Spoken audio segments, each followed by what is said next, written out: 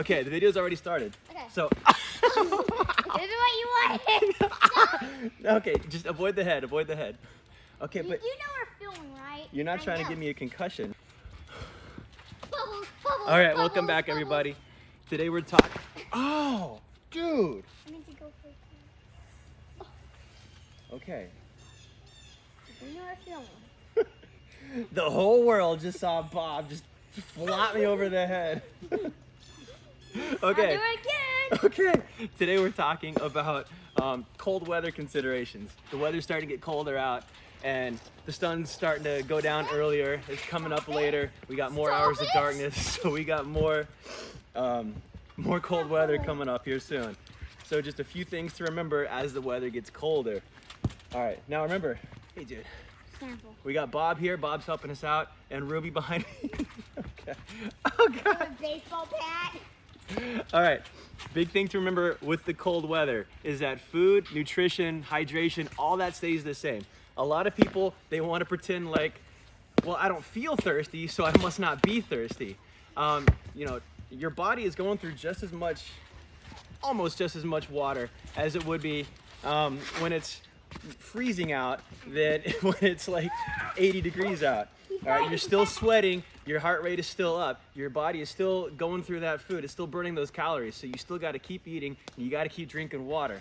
All right, so I'm using a baseball that's our bat. big thing to start off with. Just like with most of these videos, you got to stay hydrated. Hydration is number one. That's the number one thing. And okay, all right, hydration is number one. All right, you never want to skip. Oh, you're like, all right. Ah, all right, stay hydrated. Next thing, the big thing. Terrible. All right, after hydration is you want to make sure you always stay dry. Hey, be strong. Getting wet in cold weather can absolutely, I mean, not only ruin your trip, it can literally kill you. It can send you into hypothermia. So, you got to stay dry. This is my weight. If you walk through water, if you come across water, if somebody douses you with water, if one of your kids throws water all over you, hits you with a hose, you want to get changed into dry clothes as soon as possible. If your sleeping bag gets wet, you want to get it out, get it aired out, get it by the fire. Okay? All right, the big thing I wanted to hit on today was layering your clothing. Conventional wisdom, everybody says, oh, it's cold out, let me throw a jacket on. Well, it's not that simple when your activity level is varying so much throughout the day. As your activity level varies throughout the day, you're going to want to be able to vary how much clothing you're wearing throughout the day as well. All right, so it's not as simple as just throw a jacket on, take a jacket off. Throw some heavy pants on, take the heavy pants off. Because you could be walking and you require one level of layering. You could be climbing a mountaintop. You need a different level of layering. Now you're sitting around the campsite, you need a different level of layering. So you want to layer as much as possible. So they use like long underwear, long pants, long shirt, long top. These are the waffle top style. It's got that waffling pattern. There's also like the Under Armour, the stretchy style. Those are also good. Long pants, like always. Good socks. You want to make sure you have good cold weather socks. Now, when it comes to layering, I'm not a huge fan of layering the socks themselves. Like when it comes to gloves, yeah, layer. When it comes to socks, though, because you're walking on it, it could introduce movement between one layer of sock and the other, and that could get you blisters.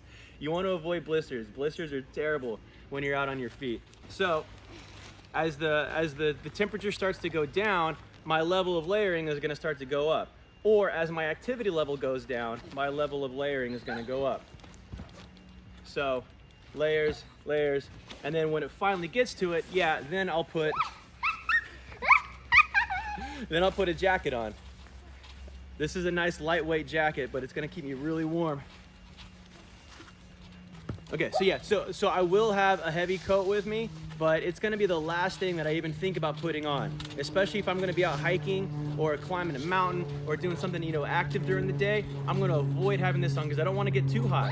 You can get overheated and get hypothermia excuse me, hyperthermia. You can get hyperthermia even when it's freezing outside. Now, another thing we've hit on before, but you always want to keep in mind, you want to avoid getting wet and you want to avoid getting cold, but you don't want to use your rain layer as a warming layer.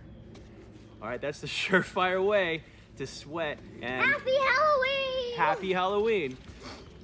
If you use your rain layer as a warming layer, you're definitely gonna sweat and sweat and sweat. And you're gonna be wet and wet and wet. All right. Why is there so much mess around here? Now we also talked about layering with gloves. So I've got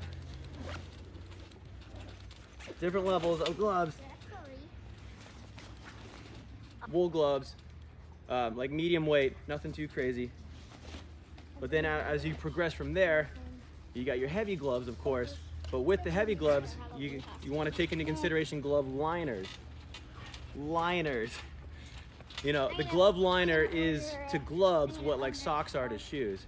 Because like as we talked, you're going to be sweating no matter what you do throughout the day. So the glove liner is going to keep your heavy gloves from getting all sweaty.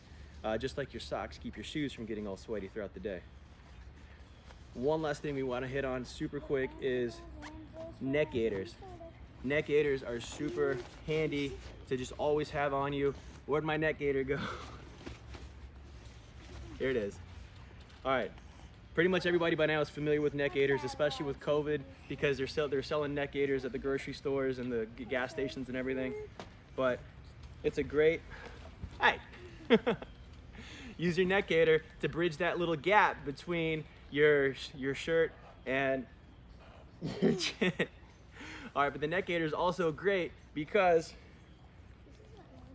you can use it to warm your ears. You can bring it up here. You can use it as to warm your head. At nighttime, if you're having trouble getting to sleep, you can put it over your eyes, help you get to sleep. All right. I'm a monkey. Monkeys have hands for feet. Yes, they do. My gloves off your feet. Get my brother, Larry. You're done. Of course, a basic beanie.